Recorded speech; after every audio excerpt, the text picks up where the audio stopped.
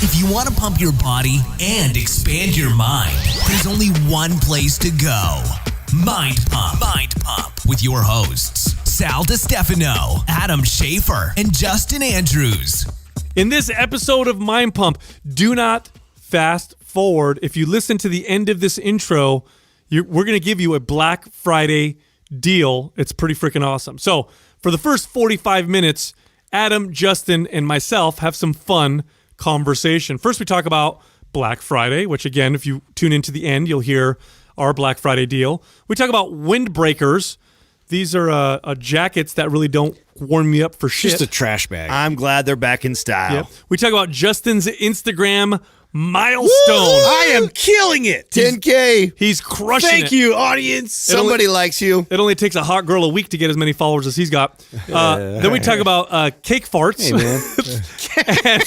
and early internet virality. Thanks for that, Sal. We talk about mosh pits, pig piles, and high school fight shenanigans. Pig piles? Yeah, and then we talk about it's a dog pile. Yeah. Dog. I don't know why I wrote pig pile there. What does that entail? I don't know. Woo, sweet. I don't want to be a part of it. And then we talk about Justin's incredible fight diffusing technique. It works really well. Oh my God. When you start telling a story, you're like, wait a minute, that didn't work out that way. And then we get into the questions. The first question was, what is our favorite holiday indulgent food? We mentioned our sponsor Organifi in this. Adam actually has a great recipe for peanut butter cookies with Organifi. If you go to OrganifiShop.com/mindpump, you'll get 20% off anything in their store. The next question was, were we always so growth-minded? Apparently this person thinks very highly of us. Can we recall the moments that we changed our mindset? So we talk about the growth mindset versus the fixed mindset during this question. It's a great conversation. It'll help you a lot with your fitness goals and other goals in life.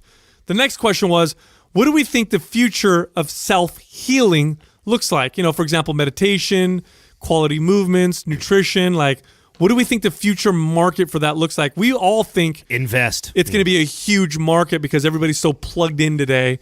So if you want to make some money, listen to that part of this episode. Essential oils. Finally, in MAPS Aesthetic, that's one of our programs, we actually take isolation exercises in some of the movements and put them before compound movements, which is not what you're supposed to do. Of course, we don't do things according to what other people say. We do what works. And sometimes isolation exercises are great before compound lifts, so we kind of get into the rationale. If you do it this way. Right. Now, in our Butt Builder program, we have a Butt Builder bundle that we actually utilize a lot of this, and this is great for people who they do squats, they do deadlifts, they do lunges, and they just don't feel their glutes. Their glutes aren't responding the way that they think that they should.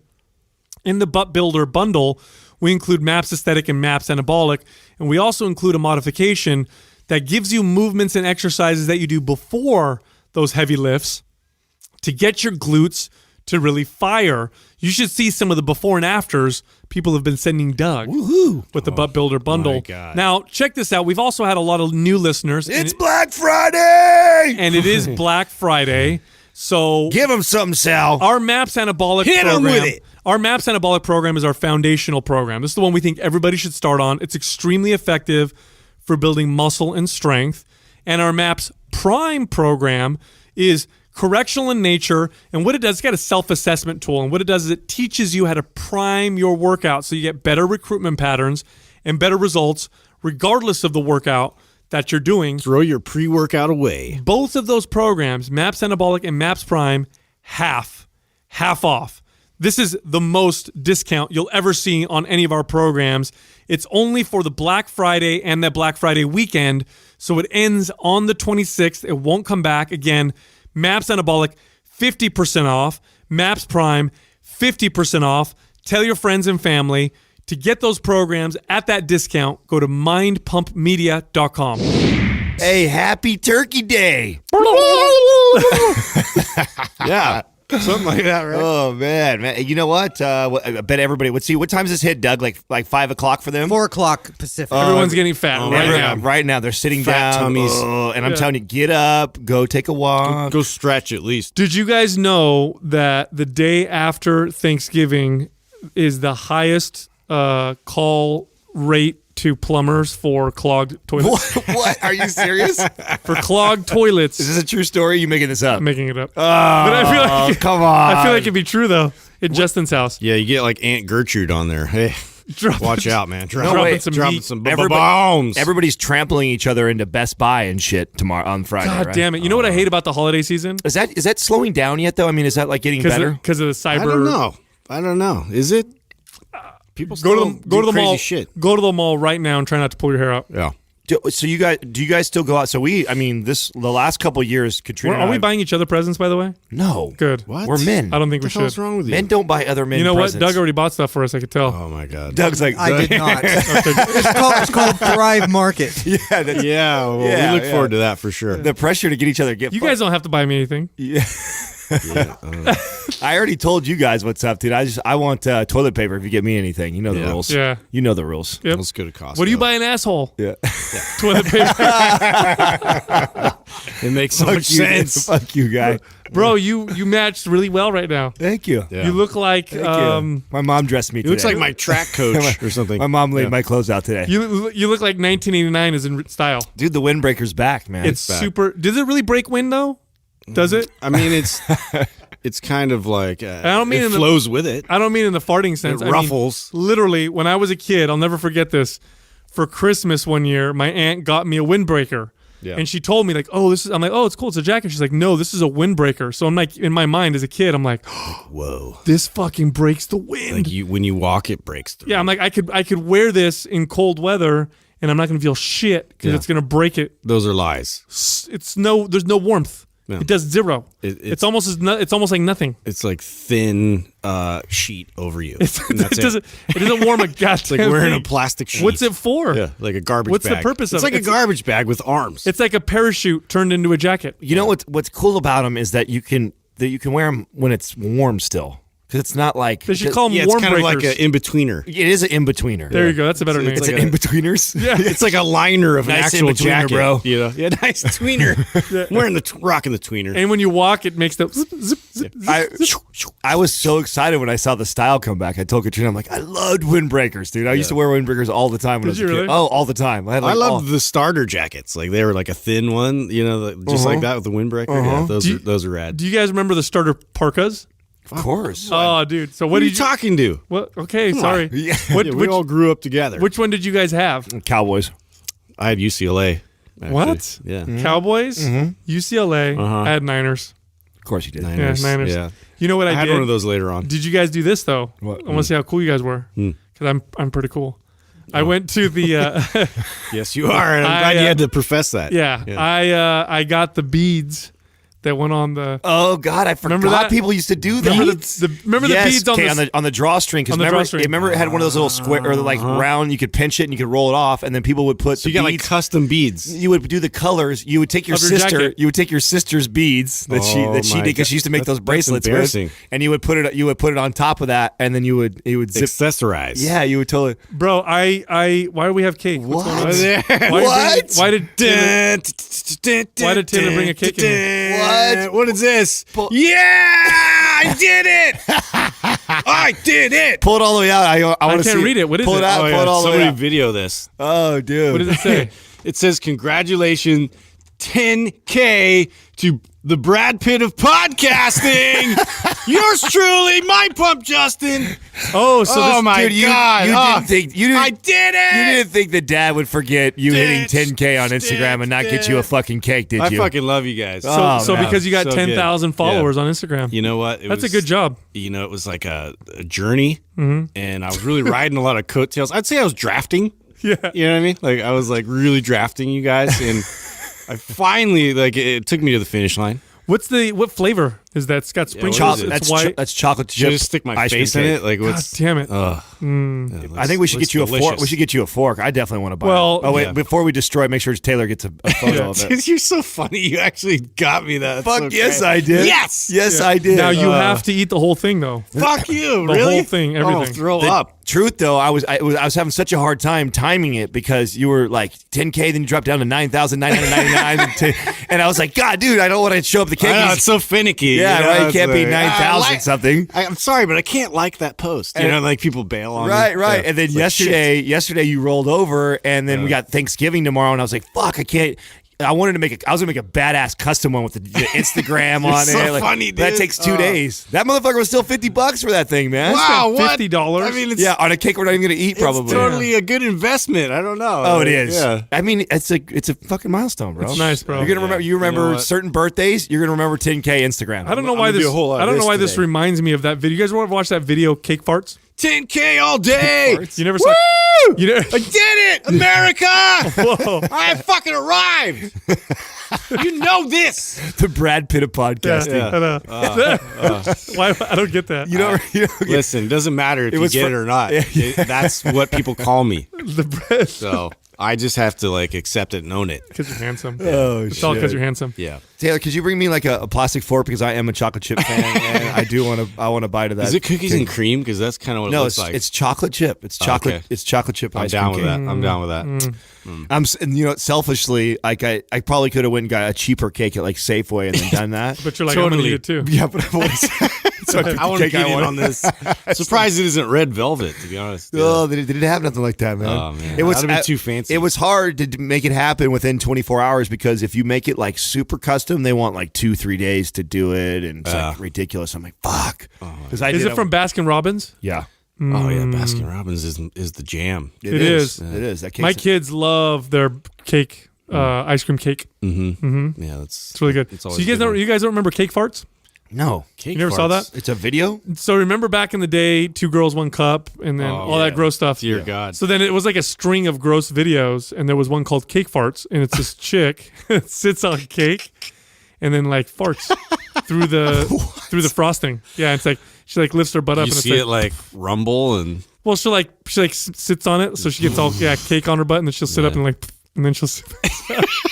Are you kidding me? No, I swear to God. This guy watches Dude, the weirdest videos. You are weird. I want to know what was in your Oh, my search God. to get that. Dude, once Google Cake gets a farts. hold of You were like, I'm just wondering if people have cake farts. No. This was during that period of time when, for whatever reason, there was all these videos that people were talking about, and it was circulating.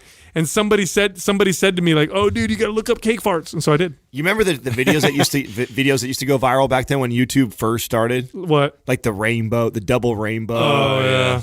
The guy was the awesome. 2 girls 1 cup wasn't YouTube. That was Hell no. Yeah, they never allowed that. That just Fuck. was the on cake the internet. farts? Cake farts was nothing was YouTube. There was never no dirty stuff on YouTube. Was this before YouTube? No, this was right around after. Be honest, how many donkey shows have you seen? Never. I've never seen a donkey. Really? That's gross. I don't know. That's terrible. Did you see one? I don't know. He's like, I had one for a birthday. Did you go to Mexico and see one live? No. Might have caught a video here. Oh or my there. God. Is that a real thing in Mexico? Yeah, apparently. I don't know. That's the rumor, but I don't know if it's real. That's one of those things like, if you like this, you might also like this, right? I was like, no, I don't like this. What were you looking at before that it thought you like that? Right? Right. Yeah, That's the weird. part I want to know. Thank you, Taylor. So weird. Yeah, no, like there's a lot of myths that maybe not be true. Like, remember you guys? Okay, how about this? Remember when we were kids, and people would say, "Oh, if you get that drug in Mexico called Spanish fly, and you give it to a girl, she gets super horny." Do you guys remember that Spanish fly? I do remember And then hearing Bill Cosby got a hold of it. No, fuck, And then it all went to hell. Jesus Christ. Yeah. No, apparently it was the rumor was it was like this drug called Spanish fly, and if you give it to a woman, she would become incredibly sexually aroused and would just have to have sex with you. Totally false. That is It's a magical. fake. That's so magical. Sal tried this at least 3 or 4 times. He's like, this so didn't work, Yeah. This bro. is bullshit. I'm like, yeah. I'm like, hey babe, take this vitamin C. 2 hours later, don't you want to touch me? Yeah. No, it's fake because I looked it up. It's a fake myth. It's not. I true. do remember hearing that was a long time ago though too. How did things go viral before the internet? Because things did go viral. It was all word of mouth. You know what I'm saying? Well, no, For example, when we were talking about the beads on the parka, that wasn't on TV. That was no like. Right. It's just everybody did you it. and I grew hours apart from each other, And so it's everybody on- did it. Right. Or how about this? Here's one that always trips me out. Blowing in the Nintendo cartridge to get that shit to work better. That's a myth, Everybody too. knows that. Yeah. But everybody knows that. How did we all learn it? Dude, I went a step further. I took like an eraser and I would like try and clean it with the eraser and then blow on. And sometimes it would work. An actual eraser? Yeah. Yeah, I don't know who told me that. Somebody's brother told me to do that, and I fucking believed it. That's like the an worst. idiot. That's like one of the worst things you can do in a video game. I know. I think I ruined half of my games. Oh man, yeah, I remember that. This cake is really good. Is it good? Oh my god, I'm getting down on this. Yeah, dude, you get yourself. Eat it before I do the cake farts on it. Do not do that. Careful. Yeah. Enjoy your cake, buddy. Sprinkle it. You deserve it, Justin. I know I do. You deserve it. You worked real hard for them, friends. Fuck yeah, I did. Yeah. His I'm gonna 10,000. take you guys to the promised land. His 10,000 followers are like fucking hardcore. They followers. are hardcore. Like the most. You know, like I could do anything. What percentage They're of you gonna, think? they're gonna ride with me to the end. What percentage of you think are Star Wars fans? At least 80%, probably. Oh wow. I would say. No way. There's a lot, dude. Like everything. That's like half of what I talk about. Everybody's just like, oh yeah, you know. get it. Team Do Star you get a Wars. bunch of weird Star Wars messages from people? I do all the time. Like- It's like, you know, if there's anything circulating on the internet that has like Which is kind of cool. paraphernalia or anything Star Wars related, like I'm getting tagged. Let's just put it that way. Which I'm fine with that. They don't ask you like technical questions like, hey, what do you think of the Hey. theory of the new? Those are your people, dude. Your people ask you like medical No, questions. I don't have Dude, real Sal, nerds. I have like I have like fringe nerds. You know, like people that dabble. You know, not okay. like actual. Not like nerds. super nerds. Yeah. I get questions that are way out of my scope of knowledge. Like way out of my scope of knowledge. Yeah. Yeah. Like my grandfather. Because you talk with such conviction. My grandfather has Alzheimer's and just was diagnosed with lung cancer. And what kind of diet and supplements do you think you should take? And I'm like, Mass Performance. You should do Mass Performance and Prime. You should Prime before every time he wakes up. That's the move, right? That'll get there. rid of his cancer. Oh my god, dude! What an asshole you would be if you did some shit like that. Has he read the Intuitive Nutrition Guide? Don't lie. Don't think lie. they'd laugh or get really mad? Don't lie. The 23-year-old version of you would do some shit like that. No. Yeah, the 20. No. Yeah, the 20. Not for something like that. Well, yeah. No, Buy maps. Yeah. you would. They walk out with $600 in supplements. Oh, he's got cancer. Well, check this out. Oh man. All these different multivitamins. No, they'll ask me a question, and I'll always answer the same way. I'll always be like, look, I'm not a doctor, but here's something you can read, and I'll send them an article or something like that. Right. Yeah. But way out of my scope. Or sometimes, even in our Q&A, somebody asked us in the Q&A, like, what were they doing? Sleep training for their infant, and what we thought of infant sleep training and stuff Oh like that. yeah. What? Yeah. I have no idea. I don't know. I don't know what's going on Yeah, there. Well, you guys have kids, so maybe I was wondering. I mean, I saw Having that, kids doesn't make you an expert on kids, I promise you. Yeah. No, it doesn't. Absolutely, no, it doesn't. There's a lot. Of people It have means kids. you've experienced kids. Yeah. It doesn't mean you know shit. Yeah. Like I've survived like the first like part of it. Barely. Yeah. Yeah, but I feel We like made you guys, it. I feel like you guys would have some advice along the lines of like, because I think a lot of parents make mistakes with how long they let their kids sleep in their bed. I think they make mistakes on picking them up all the time every time they cry. I mean, I don't have kids, but I know there's like certain rules like that even with my boys, my two dogs, dude. It's like you just. But those are all generalizations, you know? It's like picking up your kid too much. It's like, who's to say you should or shouldn't do that? Yeah, You know? exactly. Yeah. You know what it It's makes like so you're bonding with them. So it's like, yeah, you could push them off and be like, hey, figure this out. So check this out, right? So the old mentality was if your kid doesn't want to sleep or cries or whatever, let them cry it out and they'll fall asleep. Yeah. So that was the old mentality. And it makes sense in the sense that it works. Like if you do it and the kids learn how to self I mean, I did that 'cause Now- I was a dick. Right Yeah. now, some lady was talking to me about this, and she goes, and we were talking about evolution, and it's in what it means for nutrition, and if you eat based on how we evolved, you're probably gonna need a healthy diet and all this stuff, blah blah blah. And she goes, well, what do you think about evolution and how we raise our kids? And I never thought of that, and I'm like, what do you mean? And she goes, do you think a tribe would let a kid scream throughout the middle of the night and attract predators? And I was like, motherfucker. No way. Never. Yeah. We for sure picked up the kid and coddled them to make them quiet because we don't want the lions to hear or whatever to hear that there's a freaking little infant in the dark. Or they did cry There's a and do bunch of that, wet and then the nurses lions ate the kids that cried all the time, and then the other kids learned not to cry. Oh my God. Did you think about that for a minute? That's why I had so many kids. I got little baby Sal screaming, crying right next to me, and all of a sudden he gets eaten by the lion. I'm like, I am fucking crying. I'm just gonna lay here. That kid will learn. I'm gonna lay here really quietly. That's fucked up. Yeah. Hey, Yikes. honey, we need to have more kids. You got to feed the lions. Yeah, let's get back to it. you No, know? but That's an interesting theory, though. it's kind of weird, right? If you think about it. It is an interesting theory. I don't know. I don't know I don't know where I stand. I don't know what my mom did.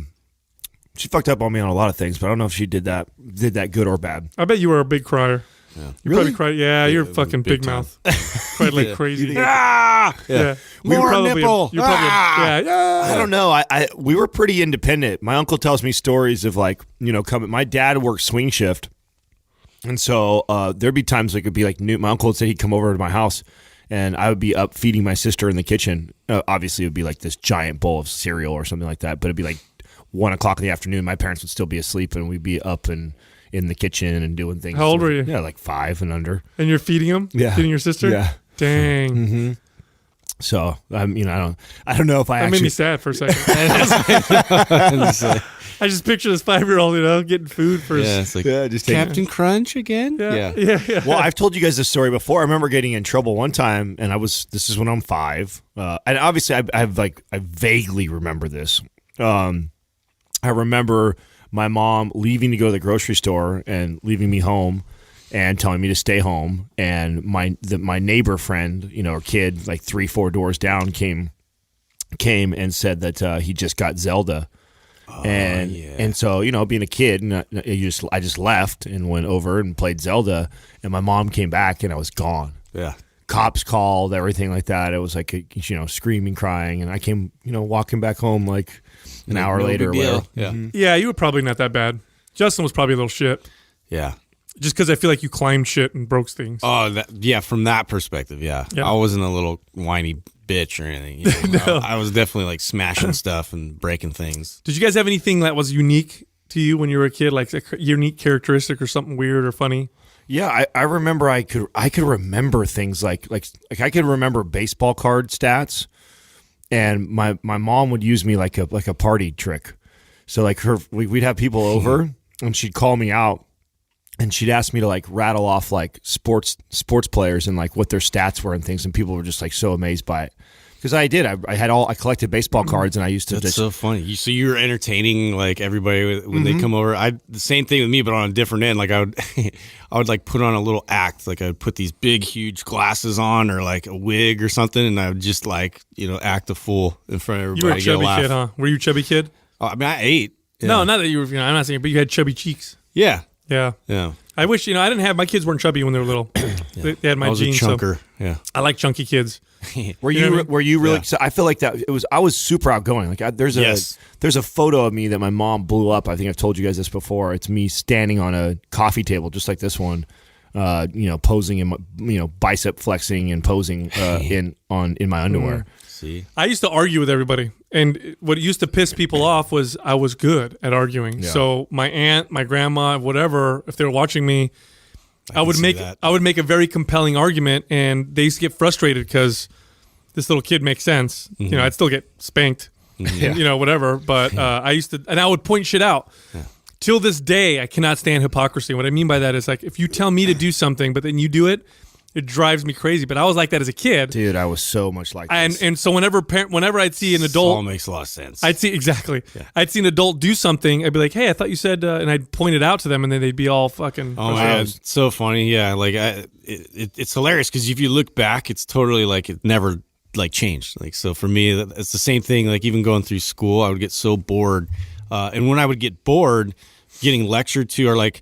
I had this English class where we're all reading Shakespeare, and everybody was like super bored to tears, and like because you would just go, okay, you take this part, you take this part. I would always like raise my hand. I want to take a part, and so I would. I remember taking Mercutio's part and reading it like with a total like stereotypical gay lisp. Did you really? Yeah, dude. And then so I do it. Everybody's rolling, sends me to the principal, and tells my parents all this shit. But that's the only time I would get in trouble was like doing stuff like that. I used to love debating. I just get bored. I used to love debating the teachers. I argued a lot too. Always would debate the teachers. And when I was real young, I was kind of weird in a few different ways. One of which was I didn't like to walk barefoot anywhere, especially on grass. So if the kids were playing and shit in the grass, and they'd like my parents would try and put me down, I'd lift my legs so that my feet wouldn't touch. And then when they'd finally put me down, I'd cry, and then they'd be like, "No, you need to." And I'd walk on the grass, and then I'd say, tell them in Italian, because that was my first language, that I feel needles. There's needles in the grass, because I don't like the feeling of them touching my feet. Weird kid. Is that still a thing for weird. you? That is weird. Huh? Feet? Super sensitive feet. Yeah. They're way better now, because now I walk around barefoot a lot. But Yeah. oh yeah, dude, you touch my feet, man, you're gonna get kicked Oh in yeah. the face. Yeah. I have that with my nose. I don't like my nose touched. I'll fucking someone touch me on my nose, I get all freak out. Really? Mm-hmm. You I ever think it's because of my allergies, so my nose is like sensitive. I have a really sensitive nose, and so I don't like it to be touched. Get your hands off my face. you ever break your nose? Yeah. You broke your nose? Yeah. Oh, And I reset it myself like an idiot. Oh, really? it's not crooked. It's pretty straight. It is crooked. Is it really? Courtney makes fun of me all the time. She's like, "You should have gone to the doctor." Yeah, you fucked up. Yeah, yeah. I got my nose is broken. I went to a concert and like went crazy and Mosh pit? Yeah, mosh pit, and got a loose elbow to the nose and smash. Yeah, my nose went like all the way to the side. God, I remember mosh pits, dude. I never did a mosh pit. I would rage in mosh pits, dude. I never did a mosh I pit. did it. You know where I did it actually quite a few times was over at the Catalyst or whatever. Oh, really? Yeah. Yeah. I used to go down there. I had a roommate. How do you get in a mosh pit? Do you just go in there and Dude, berserk? here's the thing. The first time this happened, my cousin, and this is funny because she used to take me we would go to church and she would actually take me, oh yeah, we're at church. We would go to like a punk concert instead. And she just like threw me into a mosh pit. And I was like maybe 15 or something. Oh, And I wow. was just so scared, dude. This skinny little twig and like people just fucking passing me around, throwing me around. And then I just started like fighting my way out. And I was like, oh my God, that's such an adrenaline rush. I ran right back in. I'm like, ah. It's such a weird thing when you think about it. It is. That's something women would never do. Oh, no That's way. such a guy No, there's thing. girls doing it. Yeah, Come on, super rare. It's such a guy very thing. rare, but yeah. Yeah. You still see That's some, something we would invent. Like, oh, dude, I can't get rid of this Let's fucking. get like temporarily violent. yeah, We I all can't- agree. I got to get rid of this angst. What do? I know. Let's fucking punch everybody around us. Yeah. It's weird. it is fun. It is a little different. Yeah. We used to do that. And, I remember too. When we used to be at football games. I don't know where this started too. Where every touchdown you dogpile everybody. Yeah. So Yeah. Like everybody I feel just like fucking you'd be watching slams the into game each and you other. want to make sure you're the first one to dogpile and somebody else. Otherwise, you're at the bottom of the dogpile, right? no. So like, I wonder how much of this violent shit that we do is like just repressed sexual energy. You know what I'm saying?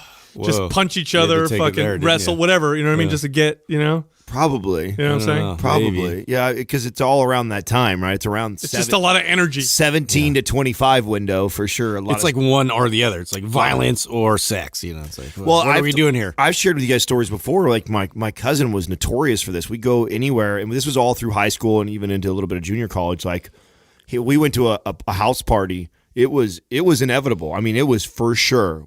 If he was not sleeping with a girl, if he didn't get You're hooked gonna up, fight. we were fighting. It was just guaranteed. It was guaranteed. Ugh, it's the worst. So I don't even what the fuck. Where does that come from? Like, Yeah. Why does that have to be? Like why are you either fucking or fighting? Why is it gotta be one or the other?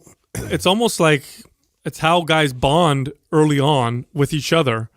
It's like an acceptable way to bond. Like You know either what? we're having sex with people and now we're buddies, or we're in this violent whatever, and then we're cool. There is something It's like around. the old Viking genes or something. There is something about Pillage that. and plunder.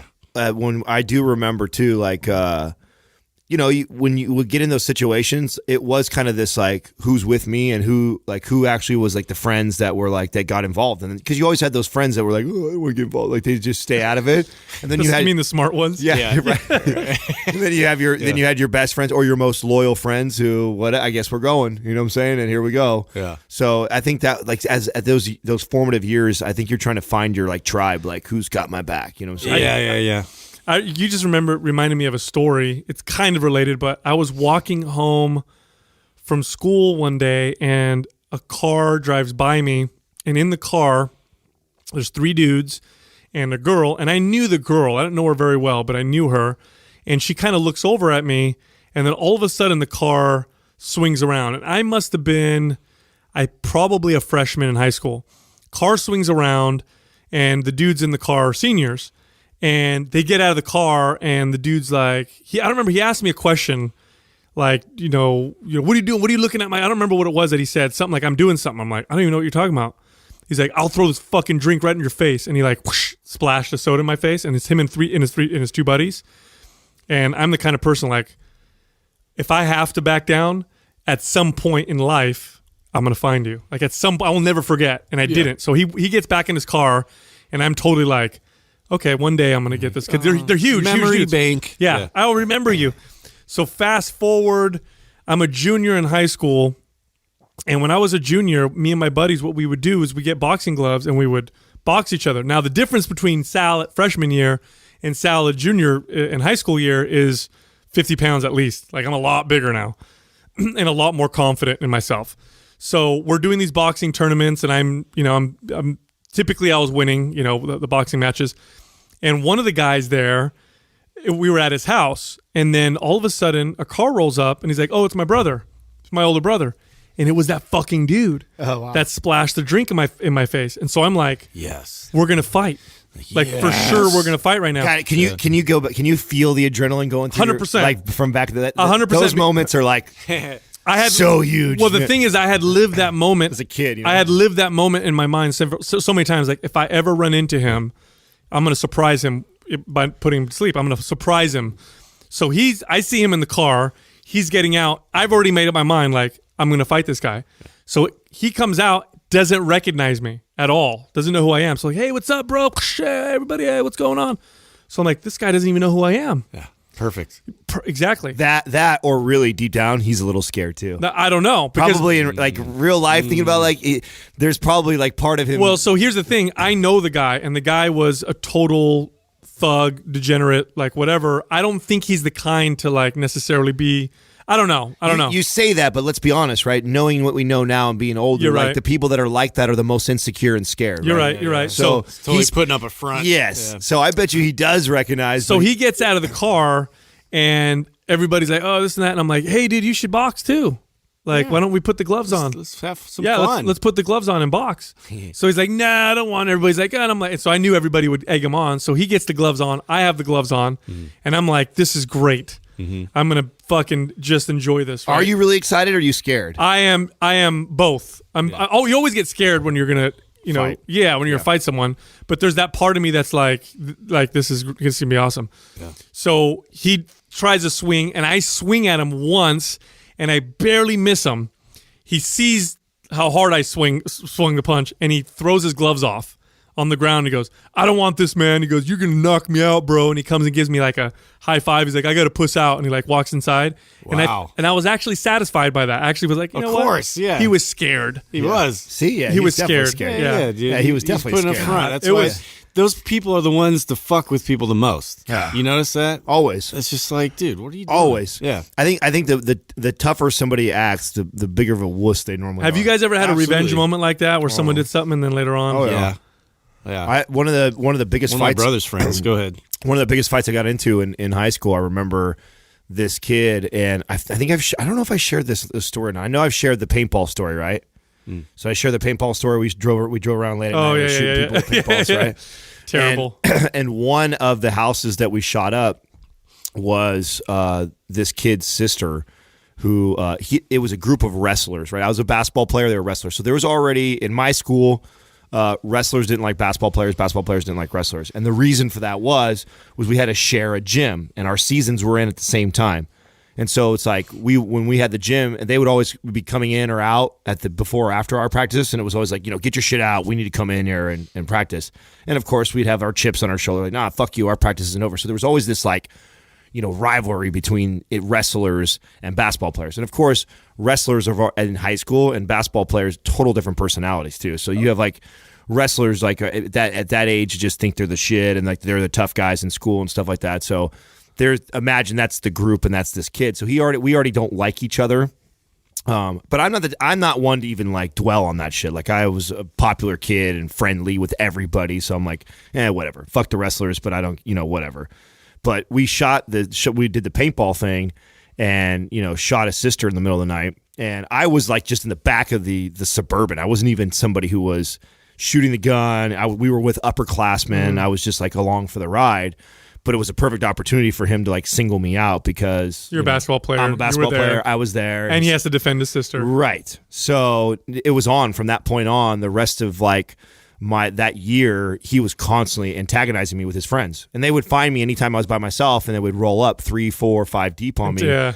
And we got into a couple like little scuffles, which turned into basic high school wrestling matches. Nothing really happened, and I didn't want to fight. Like I didn't have an issue, and I remember saying like, hey, I got no problems, dude. Like I don't have anything against your sister. I don't have anything against you. You know what I'm saying? Like I don't know what your deal is with me. And we'd be at parties all the time. Anytime there was a party, all his friends, my friends, we'd end up having to leave or they'd have to leave. It was always like this was always going on. It went on for a whole year. And I remember we were at one of my friends' places, and sure as shit, we had actually just had kind of like this little scuffle thing that happened in the middle of the day, and his friends pulled me off of him and said, oh, no, fuck this isn't right. We'll do this somewhere else. We'll do this somewhere else. And we're at my buddy's house, and we're just all, there's probably, I don't know, 10 of us, guys, girls, high school drinking party type of deal. And up rolls all their buddies, and they roll up in this Jeep, and they're all fucking fired up, probably been drinking a little bit and stuff like that, bang on our door and stuff like that. Let's go down. And there was a park called Kerr Park, and it was like this huge grassy park that was kind of like out in the country, like no cops would be out there, nothing's going on. It's out in the middle of nowhere. And they're like, let's go finish this. Let's go out to Kerr Park. And I remember being like, you know what? Fuck this, dude. I'm so tired of like, Just get it over with. Yeah, dodging this kid and telling him like, no, I don't want to fight and stuff like that. Let's go. And it was crazy because it takes like 10 minutes to get out there. This was all building up. It was our party. That was their party. So there was like 100-some people out there. This is on video too. Somebody's got a videotape of it, photos of it, and everything like that. It was that big of a deal. And I got there first. Peeled off. It's so funny too because I remember throwing the shirt off right away. Yeah, peeled my shirt First off. move. I'm in a wife beater. Thinking I feel tough, right? Yeah. All 160 pounds of me and stuff, right? And he rolled up, and he's a wrestler. So as soon as he came in the circle, in this big, huge circle, he shot me right away. He shot me and went down. But when we went down, I rolled him over right away, and then I just beat the fuck out of him. I mean, it wasn't even close. It wasn't even close. People were counting and chanting the numbers, and I was like, I full mounted him, and I was just wailing on the back of him. I actually had to stop because I was so tired. It was like the first real like fight where I had whooped someone's ass like this. They weren't breaking it up all quick. No one was breaking it. No one was breaking it up. It was on fight. Yeah. And the way the fight actually ended was because at that age I didn't have enough knockout power. I got tired. Yeah, I got tired. Just laid on him, and I'm like hold him and just like, dude, you give up? Are you done? Yeah, and he's done, like, I'm man. done. We're cool. Yeah. But that's how the fight ended. Gatorade. But you had all that pent up, like all the times he punked you or whatever. Man, yeah. No, it was definitely a lot of rage in me at that moment because of all the stuff that had kind of built up. And it was great because I was the one who was like, dude, I ain't got an issue. I don't want to fight. That's when you get the anger. Right. When you're the one trying to say no, and then you snap. Yeah. That's a bad situation to be in for the other person. Usually. It was pretty bad for him for sure. Usually. Yeah, no, I definitely, your story kind of brought one up for me with the boxing because we dabbled in that a little bit, and my brother had some gloves, and they were kind of oversized gloves, so it wasn't like it was more for fun. Like we thought it would be a funny idea to start kind of having rounds and stuff, and he had. I don't know if it was his birthday party or he just had a bunch of friends over. It was he's 2 years older than me. And he had some of his friends over. One of his friends, I never fucking liked. Like, this guy was just an asshole to me, always. And would just, I was the butt of his jokes, for everything. He would punk me at school because, 2 years apart, in high school. That's a big difference. Yeah. And they're seniors or whatever. I'm I'm a sophomore. And so he would see me on campus, throw shit at me. And, he was a fucking dick. And so he was there, and my brother always he would throw me in the mix because he always thought I was really tough, and I'm like, no, don't get me into this shit, I was super scared, they're bigger than me, and so I didn't want to do it, and he's like, no, do it, put the gloves on, it's gonna be hilarious, and so it got to we were just kind of play fighting, and then I got to that guy's like, yeah, let's do this, and I'm like, yeah, let's do this. Yeah, let's fucking do this. And then all of a sudden, I changed, and I was like, all right. And so he got a couple shots in, and then that's when the switch went off. And then I started hitting him, and then I got him. We have this basketball court at my parents' house, and I got him against the boards. And I remember fucking just out of nowhere, all these combos came like a video game. I was like, bam, bam, uppercut, bam, bam, and I kept like hitting him into the wall. My dad comes out. He's like, hey, what the hell's going on here? And he like broke us up, and he had a bloody nose and everything. He's like, wow, and he actually like shook my hand afterwards, and I was just like, yeah. You know the funny part for me good. was 15, that was like my first real big fight. And I had little scuffles as a kid because I was definitely a little disturbed kid after my dad passed. So from like 7 all the way through junior high, I got in a lot of fights. I got bullied and picked on when I was in Colorado. So I've definitely been in a lot of scuffles. And after that big fight, then I got into quite a few fights all the way till about 25. The irony is, it wasn't until like 25 did I like fill all the way out. Like at 25 was when I started pushing beyond 200 pounds. It's funny, once you start to feel really confident, you don't want to. No, and I didn't even really want to back then because I was always the tall guy, outgoing, personable, talking, like, so I always drew attention to me. And not like I wasn't trying to get that attention, but it was because I would go into places. You're a 6'3" guy. You're loud. You're talking. a target. Yeah, I'm a target. Every guy wants to size himself up against me. So it's like I always seem to be getting in these fights all the time, and I'm like, man, this is fucking for a guy who doesn't like to fight, doesn't want to fight. I was always trying to diffuse and like talk my way out of shit, you know. And then when you back me up into the corner, I just would had to. You have know? to. I also had a lot of loyalty too. So like I was somebody who, you know, because I didn't have a lot with the family thing, I bonded with friends. So I was the guy you could always count on. Mm-hmm. So I was definitely the first one called. Like if it was something going on, it's like you knew that if something happened, that I for sure would not back out, or I'd be somebody you could trust that I'd be right there by your side. But yeah, the irony of all of this is when I started training with MMA guys, that's when I really thought I don't ever want to fight. Yeah, like let's not do this anymore. Never, because you don't realize it. I mean, you get in fights as a kid, and like you said, Adam, like you don't really have like the power to really hurt someone. You could still, don't get me wrong. Yeah. People still get hurt, can get hurt really bad. But a lot of those fights, a lot of fights I got into would be like a bloody lip, nose. Right. Ring someone's bell, no big deal. Go home, next day school, not a big deal. But when I started training in jiu-jitsu, and then we get these MMA guys that would come in, and you would train with them, and I just realized like, oh man, like you could really hurt someone. And it wasn't even so much like I felt like I would get hurt, because there's always that fear when you fight, like I don't want to get hurt.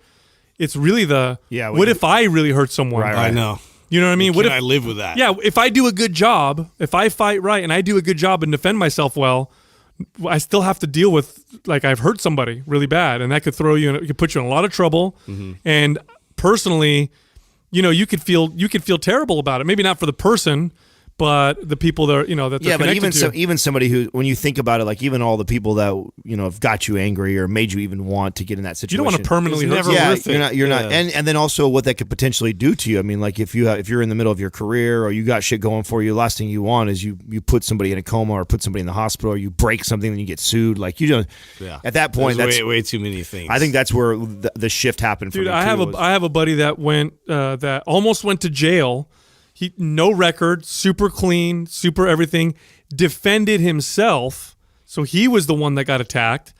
But he broke the other guy's arm because he's a jiu-jitsu guy, so he snapped the guy's elbow. Yeah. And almost went to jail over it, because then of course the guy in the court case or whatever, trying to press charges. Yeah, like he's a jiu-jitsu guy. Like and I remember hearing about that and I was like, "Whoa, it's so not worth it." It's so like my ego is it's fine with just being like, yeah, do you whatever. do you guys remember the last time that you've had to diffuse one, like as an adult now, or the last adult fight that you had in? And how old you were? I don't. It's hard to remember, but I don't even get there anymore. Like if there's a dude that's yelling at me because he cut me off or whatever, one of my neighbors. I'm always like, whatever. Really? Oh, really? Yeah. Whoa. You fought one of your neighbors? No, I didn't like fight. Oh, so you're saying like diffuse it, right? Yeah. Well, either diffuse it or what was your very last one? I was asking one of the other. Oh, whichever one you had this for me. is a diffuser just because, and he was an older guy. I mean, he was like 55, something like that. And so what sets me off is anything where I feel like my kids are in danger. Oh, or like, yeah. Forget that. So he has this shitty dog that like they always have a muzzle on, right? And it's a very it postures all the time. So when we walk by, it's just like rah, rah, rah. And so he would just let it roam free, and it was on my property, and like it was like barking directly like and posturing at my kids, and my kids ran underneath the stairs, and it kept like barking and like it had its muzzle on and everything, but I went over to the guy and I was like, hey, get your dog out of here. You know, like it's been posturing and like going after my kids and all this stuff. And he's like, It's not on a leash. he's like, it's not going after your kids. Calm down. Oh, I was like, oh man, that listen would set here, me off. motherfucker. And I got right in his face and I was just like, dude, like, I'm not here to argue like whether it did or didn't happen. It fucking happened. What I'm telling you is if your fucking dog comes back over here, I'm going to kick that piece of shit and kill it dead right in front of you and put it on your fucking door. Well, yeah, And then I went crazy. that's a great way to diffuse the I situation. went very crazy. Yeah. That's the diffusing. Oh, I guess that's not a good example. I told him I'd kill his dog. Yeah. And then he's just like, and so anyway, he got in my face, man. and then I was like, you know what? Like, I don't even remember how it ended, but it was just more like he just kind of walked off, and then they put him away and everything. But yeah, that's a bad example. What I put together, and it was like, God, I don't remember how old I was. It was after I know the last guy that I had knocked out in a bar, and I remember like just being so at that point I was starting to get really confident in my strength and who I was. I was 24, 25. And, I realized that like, the calmer I was, the more scared everybody was. And so once that kind of switch went off for me, I realized like It's actually quite effective. it's very effective because that's how I've always been able to diffuse now after 25. And there's been a handful of times where something's happened like that, where a guy's, like you said, driving and gets out of his car, wants to fight because you got cut off or whatever like that. And when you just kind of like calmly get out and walk over, what are you going to do? all nonchalant, and say like, "Hey, dude, what's going on, man? Yeah. What can I do for you?"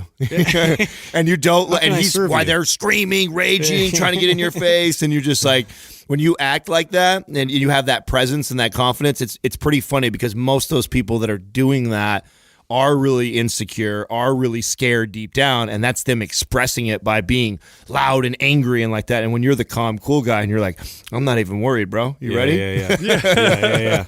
Yeah, I got this. Ridiculous. Yeah. Happy Thanksgiving. Happy Thanksgiving. It's so angry. Yeah, you can tell we don't plan shit, right? Yeah. Bring on the bird.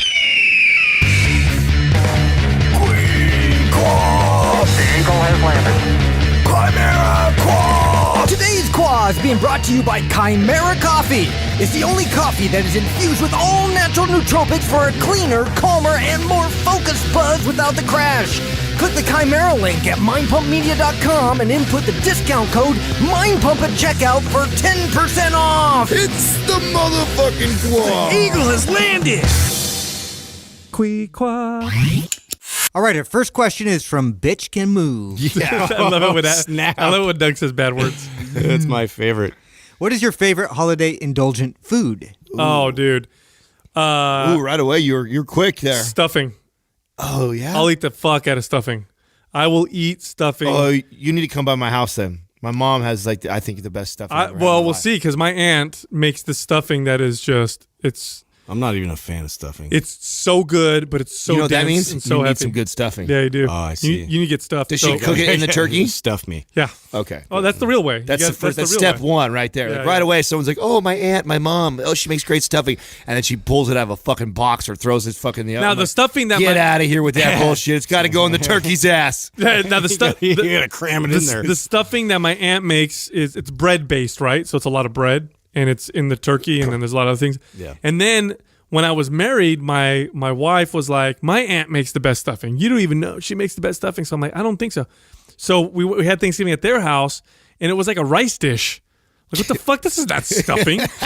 Call it something else. It wasn't bad, but it's not stuffing. Is it funny when someone tells you like when you have a dish that's like your mom or somebody in your family's been making you forever and it's like your favorite, and someone's like, "Oh, you need to have my mom's. You need to have this," and they have it. It's like totally made so different. Like, It wasn't no, good this is at all. terrible. It This wasn't is good at terrible. all. But stuffing is my absolute favorite. But I'll tell you what, the foods that you need to be careful of indulging in if you're watching anything in particular are I would say the sweets, dude, for sure. Yeah, the sweets cause the most damage in my experience and in my client's experience. Like if I indulge too much in the sweets, and this is what always happens, right? I'll eat the big Thanksgiving dinner.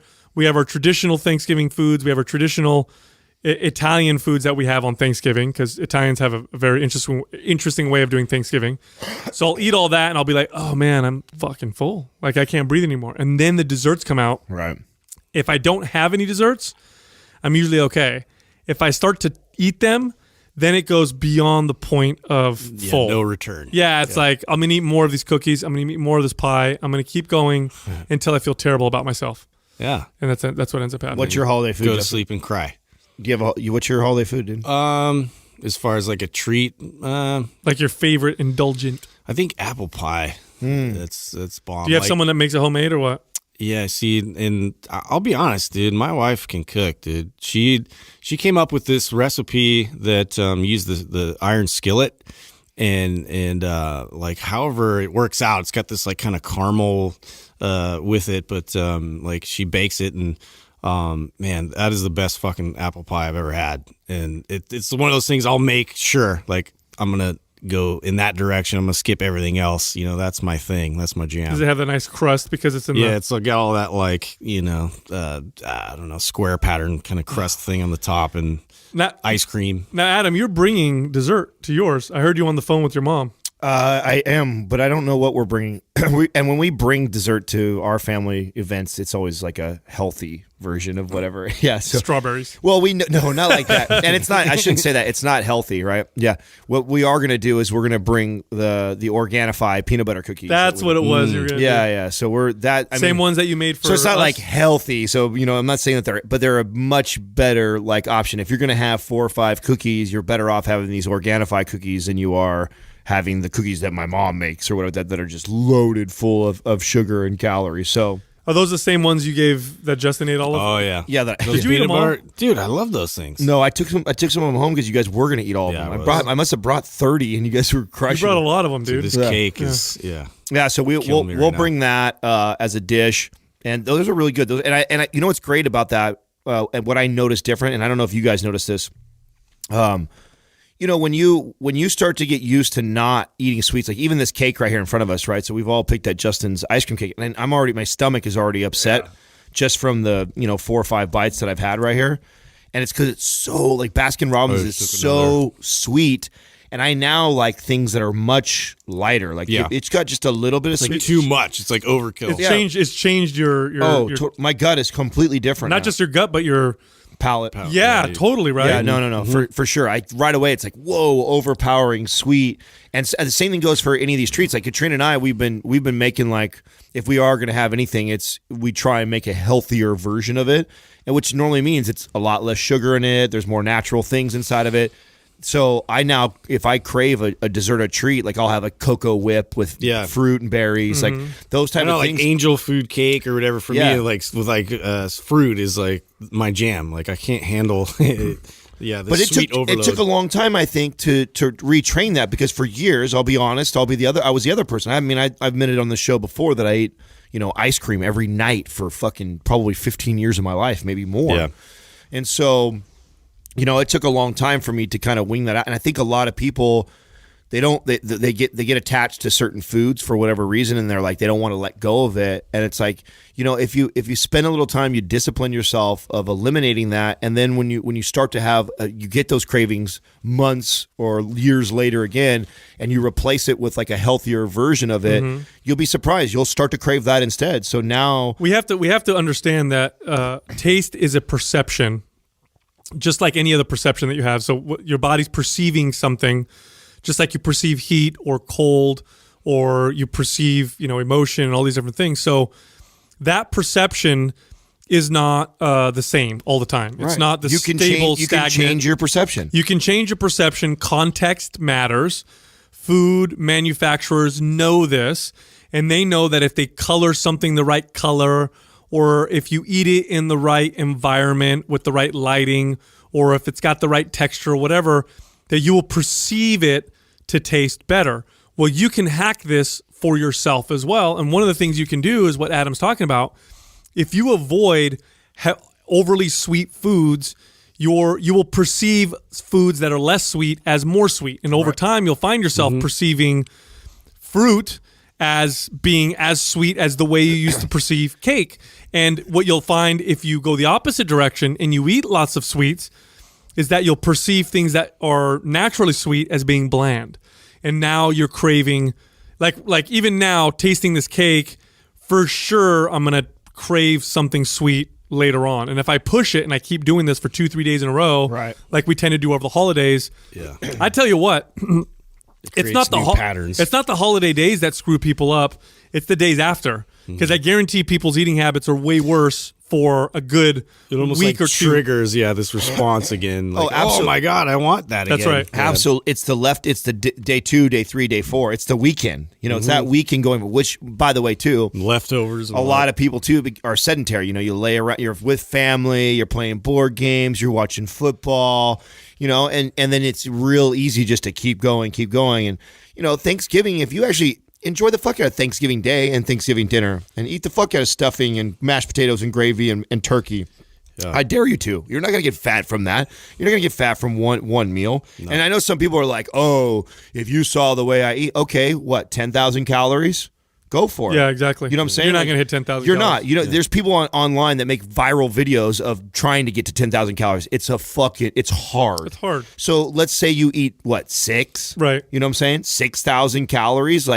So, you know what I'm saying? You're not going to That's only one day. Yeah, that's one day. You're not going to put 5 pounds of body fat on from that one meal. It's what happens is that triggers now that now I want this, I want that, and you keep going. It's the lack of discipline to which is our original beef with IFYM, because it's almost like this. Oh, if yeah, you reintroduce it messes with you. It's like something that starts to repeat in your diet. There's stuff hormonally happening too. So leptin spikes. Like when you all of a sudden surge all these carbs and all the sweet, and leptin gets shot up, and then when leptin gets shot up, it tells the brain that we have more fuel to burn, and the metabolism starts to kick up.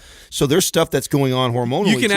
You can actually position a holiday meal or holiday as a way to boost metabolism, build more muscle, and actually burn more body fat. Right. It's the theory behind carb cycling or cheat days or whatever that bodybuilders and athletes will use when they're getting ready for a show. And so the days after, and I used to tell my clients this all the time, pay attention to the days after Thanksgiving and Christmas. You are going to want to eat more. You are going to crave these foods more. That's a good thing. It means we've ramped things up. Right. So if you're cool with if you can just maintain for the next couple days, your hunger and stuff will go back to normal, but you'll have burned more body fat and maybe improved your performance. Absolutely. Next question is from Hooligan. Were you always growth-minded? Can you recall the moment you changed your mindset? That's a great question. So let's talk about the growth mindset versus non-growth mindset. Right. Growth mindset. This would be someone who says, so if you're not growth minded, you would say things like, that's just the way I am. Mm-hmm. This is who I am. You identify with the things you do, with the way you think, and you say things, like they were born that way. It's in their blood, just the way they are, and they're not going to change. Somebody who's growth minded says, I can work towards this. I can do this if I work towards it and I try. These are individuals who look at situations, challenge themselves. They also look at failure different. That's right. And so being growth minded, I don't think anybody's 100%, or most people aren't 100% growth minded or the other. I think sometimes you're growth minded, or in some areas you may be growth minded, and in other areas you may not be so growth-minded. I'll use myself as an example. I consider myself to be very, very growth-minded with most things, and I did not realize that an area that I wasn't growth-minded was in relation to like adventure and travel. I've never really enjoyed going places and not knowing what I was going to do or not having things planned out. It was always kind of stressed me out. Like if I went somewhere, I like to know where we're going, what time we're going to be there, and I'm in a controlled environment. I'm not the kind of person that's like, hey, let's get on this. Figure it out when I get there. Yeah, I hate that. Like I always hated that. It's like really unsettling. And I would identify with it. Like that's just not me. I just don't like it. Yeah. Well, I'm dating a girl who loves doing that. And we went on a road trip when we first started dating, and that's exactly what it was. It was totally unplanned. Mm-hmm. Most of it was. And I identified it at that point. And of course, consider, at the time I was, 37, 36. And so I'm already older. And I remember thinking to myself, like, oh shit, why this seems like something I'm really rigid on. Let me challenge this. Let me challenge this, because what's the worst that could happen? I don't have a good time, big deal. So let me challenge this. And I actually learned and discovered that I enjoy that. Like, I would have never known that before. I thought I hated it, but I never had really done it before. All of a sudden I realized that this is something that I actually really enjoy doing. I enjoy going places, not knowing what we're going to do, and just figuring it out on the way. And one thing that I noticed throughout my life is when I challenge myself with things that I'm really rigid on, it makes me more likely, or it makes it easier for me to challenge myself in other ways. It's like the more growth-minded you become, the more growth-minded you become. It escalates. I could totally attest to that, because for me, like, I always feel like I've always been growth-minded, but there are those things that stick out. Like, why am I so resistant to certain things? And for me, it was food. Food was a big deal for me, where I was like so. I had the same thing all the time. Like, I didn't want to like venture outside of like trying new types of foods, or like, and this was definitely something like that was passed on like habit wise from my parents, my dad especially. Like he just wanted the most bland, like non-flavorful food ever, right? And so like growing up with that kind of a mentality, it was really tough for me to like try different types of vegetables, like different types of dishes that, even still I'm resistant to like seafood and things like that, because it's just like, I don't know. I have a hard time. So I've been challenging myself to eat more fish, to eat, stuff that used to scare me, like Brussels sprouts and eggplant and, stuff like that. Like and then once you start to get into that mentality, business, relationships, everything else as far as like growth is concerned, benefits. Yeah. Did you say things like, oh, I don't eat fish? I would just say that. Like, I just don't do that. It's funny too, because the more aware you become of being growth minded, the easier you see it in other people. So I'll say something like with food, like we'll be eating dinner and my girlfriend's dad will be over, right? And I'll be like, hey, you want some broccoli? And he's like, I don't eat broccoli. Like, it's not I don't like the taste of broccoli. It's like, I don't do that. Like identified by not doing that. Yeah, exactly. Yeah. Or one of my youngest sister, she would say this all the time. I don't do dishes. Like, what the fuck does that mean? You don't do dishes? What do you mean you can't? Like, your hands don't work? Like, what do you mean by that? Like, it's a very interesting, but we all get guilty of it, and I find myself doing it. But the more I challenge those things, the easier it is to challenge moving forward. And now I find that I get off on challenging myself with certain things. Although initially it's tough, especially when it gets pointed out to you. I think it's very tough, and I think very few people truly are. I think you have to learn to seek being uncomfortable. And I don't think a lot of people do that. I mean, we're as creatures, we tend to want to gravitate towards what makes us comfortable, feel good, what's easy. Like that's actually what's familiar. Yeah, that's what's natural for us. So it's actually, you have to learn to seek outside of that. And if you're not paying attention to it and you're not thinking about it actively, easily you'll just tend to make the decisions that are the least resistance. And you have to actively go after things that put you in that uncomfortable state. For me, there was a very pivotal point in my life for sure. And I've shared this story on the podcast before, so I apologize to anybody that's heard it before. But it was a monumental time for me, because I was coming up in the gym, right? So I'm 25 years old. And I'm doing great, right? I had my house, making good money, love my job, like top performer, like everything's like, I'm happy, everything's cool, right? And at that time in my life, I'm thinking that I'm just going to keep doing what I'm doing where I'm at. I love the company I work for, and one day I'm going to be a vice president. I'm going to make $300,000 a year, and I'm going to do what I love to do, be in the gym, right? And that was really my path. And it was around that time, and backing up a couple of years before that, I was already like, they were trying to promote me to the GM side. We were talking about my path to become a DM, and so this was kind of the conversation. But what I was recognizing was the company was changing after they had sold to Fortsman and Little, and it was no longer the same company that I thought it was before. And the way that they were promoting people, and the kind of money that like my boss's boss was making, like they've changed their salary. They weren't making that much anymore.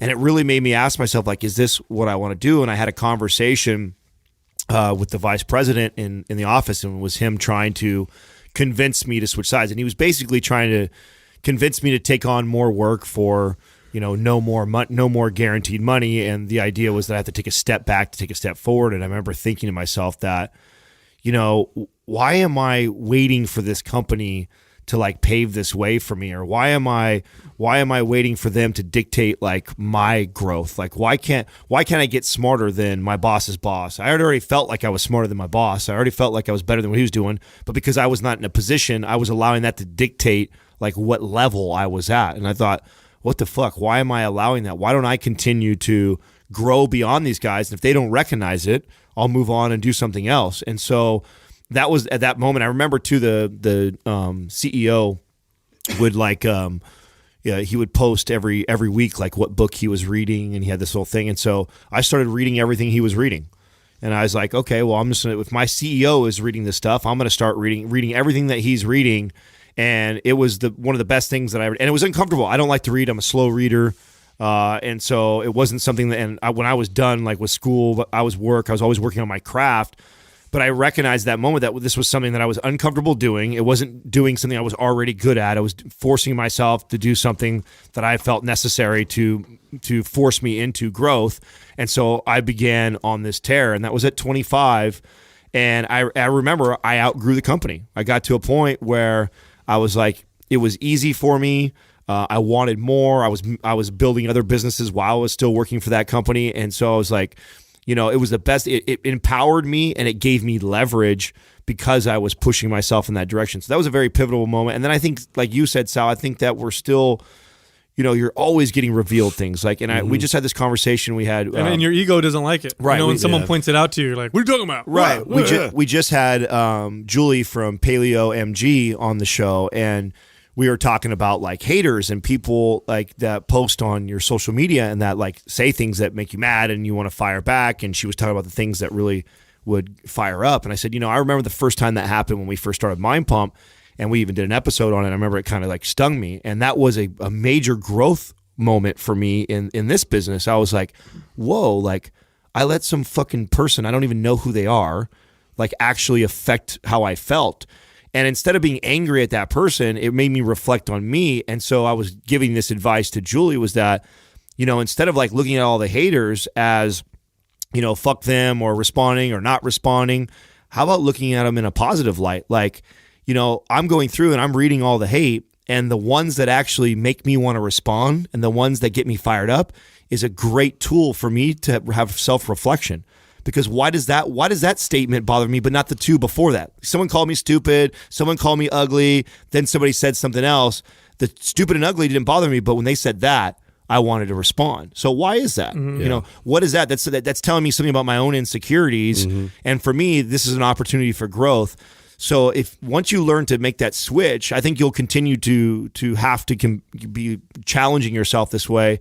But I thought that was an example of something that I've dealt with lately. I remember years ago, when I was young. I was probably in my early 20s, and I would talk to people who would come buy memberships at the gyms I would manage. And I remember it was always shocking to me when I would look at someone, or I'd be talking to someone who needs to lose, 30 pounds. And they would say things like, I just can't. Like, I can't do it. Like, my body just won't work. And I remember thinking, like, Of course you can. Like, and at that, there was one moment in particular where I'm having this conversation with this woman, and she's literally telling me, I can't do it. I can't eat right. I can't not eat these foods. I can't exercise. It just doesn't work for me. And I remember thinking to myself, like, wow, here's a situation where if you just took my mind and put it in her body, like if I could do all the work for her, I would totally do it. No problem. Mm-hmm. 3 months, you'd lose 30 pounds. You'd feel amazing. You'd be way more fit. It's not an issue. And then it dawned on me, I wonder what things I think I can't do that other people do, that they look at me in the same way. Right. And so from that moment, I would constantly think and try to find those things. Like I remember in my early 20s, I would think, oh my God, like, I'd have a client that was a multi-millionaire, self-made millionaire. And they'd tell me how they, I just figured it out and I just did it. And I think like, Well, that's crazy. Like, how does that work? You're lucky. Maybe you're lucky. And, I've always been a hard worker, but there was always that little bit in my mind, like, well, that's so, like, how can you do that? Maybe it's just because you're, super. And I remember thinking, like, wait a minute, it's the same situation.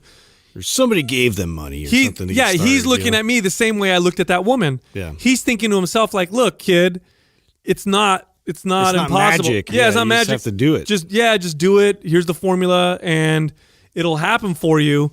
And I started to apply that to a lot of different things, and it isn't easy. Yeah. It's very difficult. I'll tell you what, though, fitness is, that I've found, one of the most powerful tools to teach someone a growth mindset that I've ever found. Oh yeah, because you're constantly working on yourself. So many parallels. So it's not only that, but it's relatively easy. And what I mean by that is, I've used this example before. I'll train someone. Like, parents used to send me their kids all the time, so I train people, and then they say, "Oh, I want you to train my son. He really needs more confidence, or he's not getting good grades, or I want you to train my daughter. She's got body image issues, whatever." And I'd start working with these kids, and they're usually teenagers, and usually they had low self-esteem, or they were insecure, or whatever.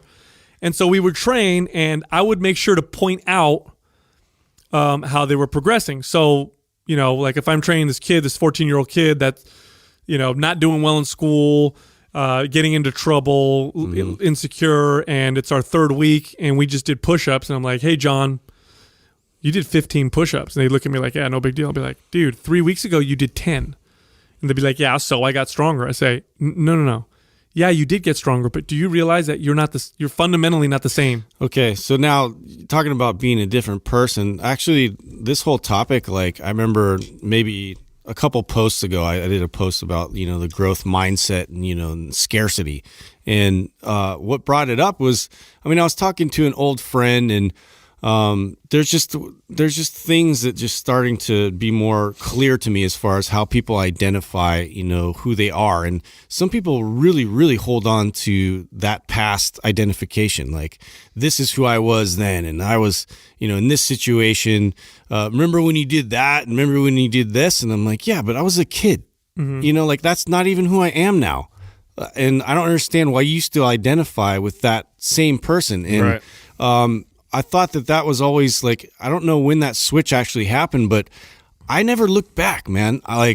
If anything, I'm always trying to improve my current state. And that's something that I want to focus just on today, like today, present, forward. Like, yeah, there's things to learn from the past, and it's good to kind of reflect from every now and then, but to identify with, that's who, if people like bring up a story about me from back then, like we were talking about, in the beginning of this podcast, some shitty fight stories and all that stuff. Like, I don't identify at all with who I was then. Right. So, like, I don't know. That's something that's a little bit of, like, repulsive to me almost. It's interesting. Well, pay attention now what people say, like, I struggle with this or I this. It's like, do you really? Like, because you've had that in the past, why do you still say that? Why are you still verbalizing that you are still struggling with something that you dealt with 5-6 years ago? Like, people have a really hard time with that. I think people also think, because it sounds cool to be growth minded, a growth mindset sounds cool, fixed mindset sounds terrible.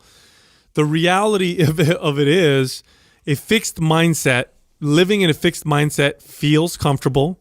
It feels safe. You tell yourself things you want to hear. And it's like being in a warm, cozy bed when it's cold outside. Like, you just want to stay in there, and it feels nice, and I'll just be like this. A growth mindset, as great as it sounds, and yes, it does yield results that are incredible and hard to quantify. It's a fucking tough mindset to be in all the time. Yeah. It's a very difficult mindset to always be in. You're always uncomfortable. Not only you're always uncomfortable, but you're challenging yourself in ways that you don't want to challenge yourself in. And that's the key. Yeah. It's not like, oh, I challenge myself all the time. I work out hard all the time. I read a lot of books all the time. You like challenging yourself those like ways. That. Yeah. What are the ways you don't like to challenge yourself? Right. What are the things you don't like to do? Like, do you not like to swim in open water? I don't like to swim in the ocean. It's just something I don't do. Why don't you go try it and do it? And that's an area you don't like to challenge yourself. Right. Or I don't like to talk on a podcast, or I don't like to speak in front of crowds. Right. And I'm saying this right now, and I guarantee you there's some listeners right now that I'm hitting their buttons. Like, if I say speak in front of a crowd, I guarantee you a lot of people listening right now are like, oh, fuck no. I used to have panic attacks about that. Yeah. But you know what? that's how you grow. So if you value growth, and those are all physical things too. There's a lot of just mental shifts. You don't always just the way you think of things. Right, exactly. It's not always like you got to like find something like idle, because I'm thinking you're saying things like don't go out to the ocean. I'm thinking someone's scared of sharks, someone's scared of drowning, they can't swim, and it's like, go out there and swim. You fucking drown because you can't swim, right? No. It's more about changing your mindset, right? It's more about that than it is really like actually actively going to do something. You do not have to physically go and challenge yourself with something that you physically don't like to do all the time.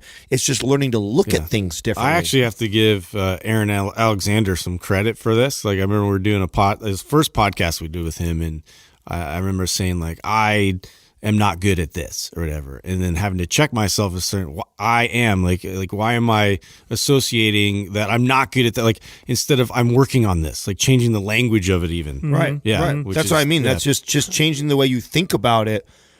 Is a major difference. I know fitness is a great way to develop a growth mindset. It can be it can also be one to create a fixed one. So it is a double-edged sword. But if you look at the way you can change your body through work and whatever, you start to realize that you're not this stagnant thing, that you can change and morph and become more fit, more healthy, whatever. So that's one way. Here's another one that I found to be very powerful. The next argument you get with someone, try to imagine that they're right. Like just for a second, entertain the fact, because the reason why you argue in the first place with someone is because you think you're right. Yeah. You won't argue with somebody if you think they're right. So the whole reason why you're having a heated discussion or argument with someone is a great time because it's a holiday, right? This is dropping on Thanksgiving. You're going to see your family right now. You're gonna First, we're getting people fighting, and they were like, "Here's how you make up." Guaranteed, you're going to see some family members and shit that push your buttons. For a second, sit there and think to yourself, okay, maybe they're right. Entertain it. Not even say maybe. I say they're right because it's bothering you. Yeah. If you're getting into it with a family member and they're saying something, Sal, you always do that, blah, blah, blah, blah. Don't even, yes, they're right. And like they're right somewhat. Whether it's even the slightest bit, if it's caused them to do that to you, there's something that I've put that off for them to feel this way. Dude, and I've done this so many times where I'm having an argument. I'll argue with my girlfriend or argue with a friend or whatever. And we'll be talking, and I'm like, I'm totally right. And then at some point, it clicks. I've created a habit of doing this where I'll think about it for a second. That's why sometimes if I have an argument with someone, I like to take a break because it gives me an opportunity to do this, because it's hard to do this while you're arguing. Because while I'm arguing, I'm defending, right? I'm defending myself. So I'll leave the situation, and I'll think to myself, and sometimes they are right. It blew me away because I was a person that never thought I was wrong, because I can argue really well. I can articulate my position really well. I'm a very good communicator, so it's easy for me to convince myself that I'm always right. But I'll leave a situation, That's good awareness. Oh yeah, I'll leave a situation, and sometimes I'll be like, "Oh fuck!" Like, okay, they are right, and it sucks, but then it's awesome. But then it's great. Next question is from Cray Manley. What do you think the future of self-healing looks like, such as meditation, quality movements, quality nutritional foods, etc.? I think if you're starting a business that's in any of these fields right now, it's a beautiful time to do it. It's a booming one. It is, and it's only going to, so if you're looking at spa resorts, massage therapy, float tanks, anything in that, any of the organic food world, like all natural stuff, anything heading in that direction, all that entire industry, that wellness industry is on the rise, and it's going to continue to go on the rise because it's the counter to the other side, which is we all know that we're becoming more plugged in, right? We're becoming more attached. We're becoming more... Everything's on all the time. Right. We're becoming more connected to our computers, our phones, and we're plugged in way more than we ever have in our lives, which is guaranteed that if that's the case, there'll always be a counter to whatever culture is going on. So this is the counterculture. And I think that the more people that realize the need for it, you're going to see a huge increase in it. So I think that's what the future looks like in it. Then I also believe, we're going to see the extreme of it also, because I still believe that just as it's human nature, we always tend to do this, that whatever it is you're doing, you're probably not doing enough of what you should be doing, and it's vice versa. It doesn't matter if you're the plugged in group and that's everything you do, or you're the super hippie crunchy person who just meditates, never looks at any electronics, doesn't want anything to do with it, because there's good and bad to both sides of that. And you're going to have people that really divide themselves and say, this is the way all the way, and that's so bad and awful for you, or this is the only way if you want to be successful, and that way is silly and old way of thinking. But in reality, it's very similar to what we talk about with health and fitness. The health and fitness space is they need to learn to intertwine. Yeah. When I hear healing, I think of it's like real pain, like something I need to heal from versus just get away. Like, there's things you need to get away. Like if my kids are like, driving me crazy, I need to get away. That's not necessarily healing because I'm not like, I don't have this pain that I'm hurting from. I just need to get like a little break. When I think healing, I think you're dealing with some deep shit. And something that I learned relatively recently, because I had a real tough 5-year stint of, losing someone very close to me with cancer, going through a divorce after being married for 15 years. And I was, talking with a good friend of mine who themselves, they had gone through lots of issues and had figured out ways to help themselves. And something they said to me really stuck. And that is the only way to get through, the only way to get through something is to go through it, is to feel it. You can't go around it. So if you've got pain or something that you need to heal from, you can't distract yourself away from it to heal from it. You can't not talk about it. You can't not think about it. That only lasts for so long. The only way to heal is to go through it. You literally have to feel it, process it, and go through it, which sucks because you don't want to. You don't want to think about that, if you were a kid and you had, abusive, parents or that relationship or that thing that you did or whatever. But you have to go through it. And so I think the future of self-healing deals with situations that help foster that. And typically it's situations in places very, like what Adam said, actually very similar, where you're not distracted, where you have no other choice but to go through, where you go to these, silent retreats. I hear about people going on these silent retreats, which sounds absolutely terrifying to me, which actually makes me want to do it. Like, why am I so terrified of going on a 3-day meditation technique retreat where we're not allowed to talk to anybody? That sounds so fucking terrifying to me. But really, there's nothing terrifying. Why am I scared? Obviously, there's something that I'm running from. So maybe I should go. I should go do it. And I think a lot of the self-healing, tools of the future are going to be based around being in nature, being around distraction. You don't have anything to do, maybe not even anybody to talk to, maybe no substances that you can distract yourself with, where you're just there with your thoughts in the quiet of whatever, where you have to go through it. Well, yeah, definitely. That's a little more esoteric than the direction I was going to go. More like, like what maybe Dr. Brink is kind of creating with his recovery labs and like having, something like a refuge. But like as far as, creating a space, like I would like to see more gyms that are, it's a structured environment that is available like in conjunction like with a gym, or it's like in your community where it's like you just go there. Yeah, there's not a lot of talking going on. There's just more self-reflection. It's a physical experience. So that way, people like me are more likely to, get involved and get into it. Cause like, I think, there's a little bit of that resistance where, everybody's so go and type A, where just to get them to stop everything and be quiet and still is like so like that's like repulsive on like every end for people with that mentality. So I think having an environment to help kind of foster that and kind of get them into that zone will be really helpful. It's funny. We'll interview guests that are like these super self-starters, like super motivated, hardcore, just machines. Awesome to talk to, very motivating to meet. People like Julie Bauer, who we just met, or Amelia Boone. They're just badasses. They achieve at very, very high levels. Mm-hmm. And then you bring up stuff like meditation and yoga to them, and you can see. I can always predict how someone's going to respond. Yeah. When I say that, depending on the kind of person.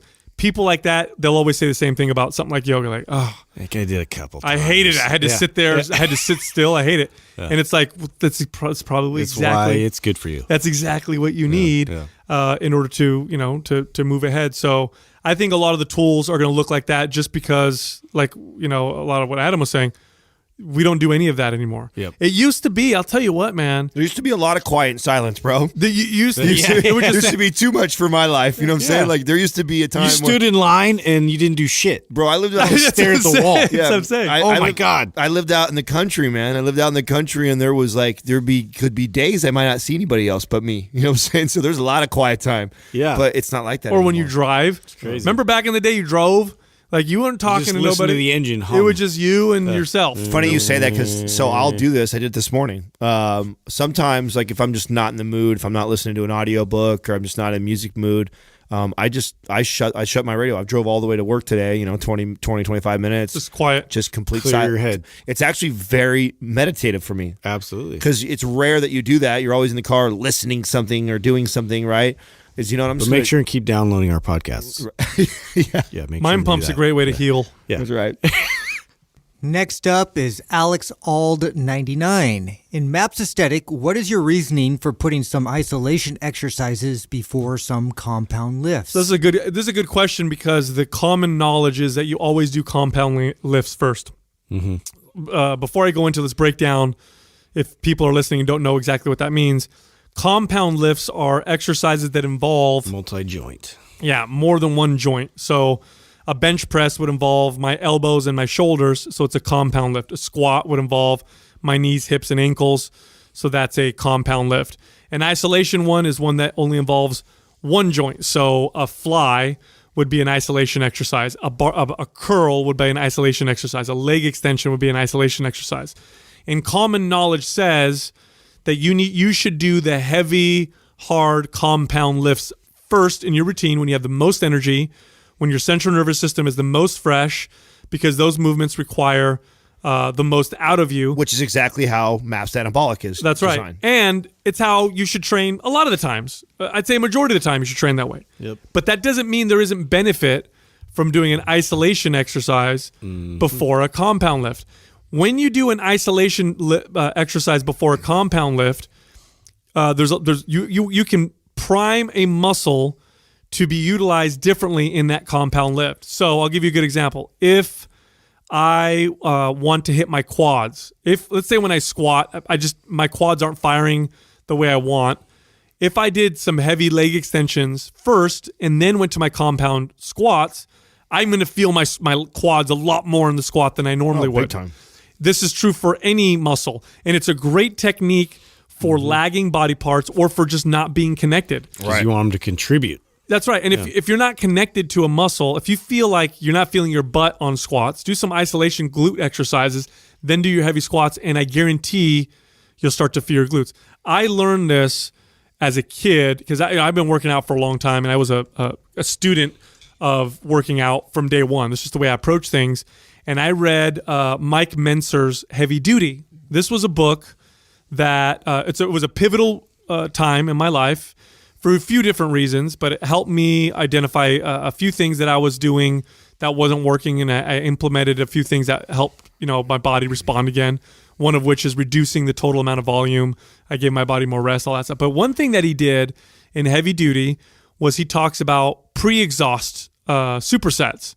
And what a pre-exhaust superset is, it's an isolation movement followed by a compound movement, one after another, for a target muscle. And one of the ones that he has in Heavy Duty that he talks about a lot is a dumbbell pullover, which is an isolation movement for the lats, to a pull-up, which is a compound movement that also involves the lats. Now, up until this point, I'm a kid, so I'm probably 15, maybe years old. I didn't feel my lats ever when I worked out my back. I just didn't have the connection to them, and I didn't probably have the muscle there to really feel it. Never got a pump on my lats, ever. I got a pump on my shoulders, my biceps, my triceps, my chest, my legs. Never felt a pump in my lats. Then I read this book, and I started doing isolation movements on my lats, like straight arm pull downs, dumbbell pullovers, and etc. Really getting my lats to do a lot of work, feeling them contract, connecting to them. Then I went to my compound movement, and for the first time in my life, I felt a pump in my lats. And I remember the first time, I literally remember it. I was in my backyard. I'm doing dumbbell pullovers across my bench, and I started just doing them slow, and I'm feeling my lats stretch. I'm feeling my lats squeeze. Then I go do pull-ups. I get off the pull-up bar, and I'm standing there, and I'm like, holy shit.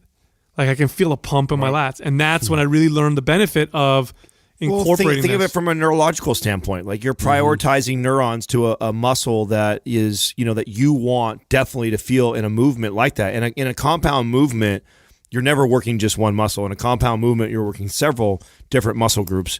And if my goal as a bodybuilder, right, it's just like a perfect example, which I love that you use the pullover, because that is a great example of something that I would definitely do this with, and I think it's in the program too, is, I want this big wide back. But when I do pull-ups in the past, when I was younger also. It was all biceps. Biceps, yeah. My biceps would fatigue first. My back wouldn't get sore. My biceps would get sore because that was a lot of work to pull, and I was pulling up with my biceps. So by doing the pullovers, I prioritize the neurons back there into my lats, telling them that wake up, fire, and then you go in there, you do that, and then you absolutely will feel that. So there's huge advantage to doing that. Yeah, I mean, I figured this out too, more from just utilizing isometrics the same way. So just like you would do reps, like I would do more sustained holds, where I was just trying to create that pathway and get those neurons to communicate to that area of my body, so to contribute to these compound lifts. Same exact mentality with that, just a different technique used. And I think it's important, like you said too, Sal, is that this is not like something that you always do, because then you don't want to make that mistake, because there are huge strength benefits to you just going into your compound lift. So you have every muscle recruiting that you can, and they're fresh. But this is why you find this in MAPS Aesthetic, but you don't find this in MAPS Anabolic. Is now aesthetics, we're assuming that you've already built a good solid foundation because you've gone through probably red and green, and now you're into aesthetics. Now we're sculpting, now we're shaping. Our goals are different. You don't care so much if your bench goes up an extra 100 pounds or whatever like that, or 10 pounds. You care more about sculpting your physique. So, and it's a great way to do that. I always like to target a lagging body part that's a part of a compound before going in it, if it's a lagging body part. So another example would be like the triceps with chest. Let's say you have a very dominant chest, but you have weak arms. So you actually getting your triceps more involved before you go to your chest. Well, yeah, it's going to hinder your bench press, and you're not going to be able to bench probably your best bench, but you're definitely going to feel more of your triceps in there. And build your arms. There is areas that would be for somebody, like I said, if who has a dominant chest but not triceps. So you can do this for any part of your body you don't. This is where I recommend it. Any part of your body you don't feel with the feel compound, or lag, right? With that lag, or you don't feel. So if you mid-back, so when I do my back exercises, I get a lat pump, but I never feel my mid-back really work. You can do these kind of horizontal shrugs where you grab a bar. I've had clients do this where they can't get them to squeeze up, so they'll do these horizontal shrugs where they'll hold onto a bar, arms are straight, and they pinch the shoulder blades back with the arms straight and let them come forward.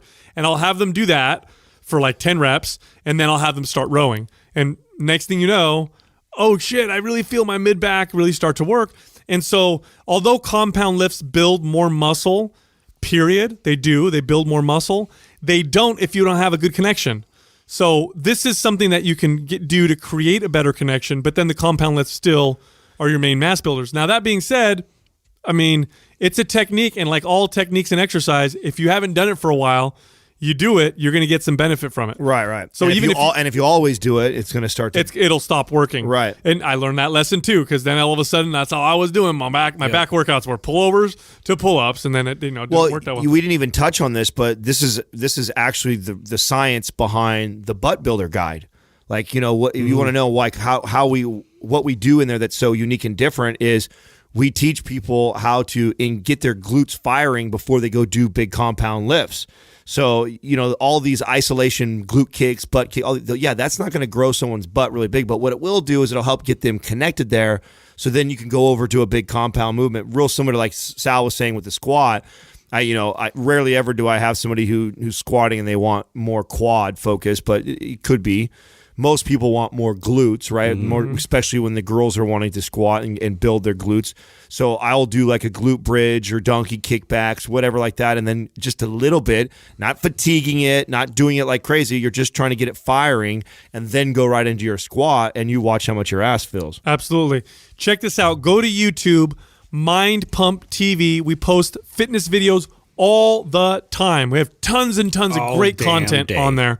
All you gotta do is go to Mind Pump TV, subscribe to our channel, and if you like a video, share it with everybody. Thank you for listening to Mind Pump.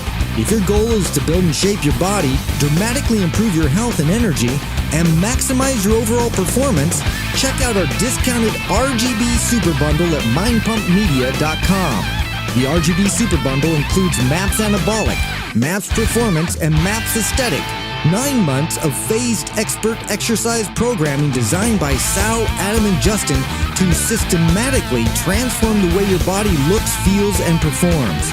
With detailed workout blueprints and over 200 videos, the RGB Super Bundle is like having Sal, Adam, and Justin as your own personal trainers, but at a fraction of the price. The RGB Super Bundle has a full 30-day money-back guarantee, and you can get it now plus other valuable free resources at mindpumpmedia.com. If you enjoy this show, please share the love by leaving us a 5-star rating and review on iTunes and by introducing Mind Pump to your friends and family. We thank you for your support, and until next time, this is Mind Pump.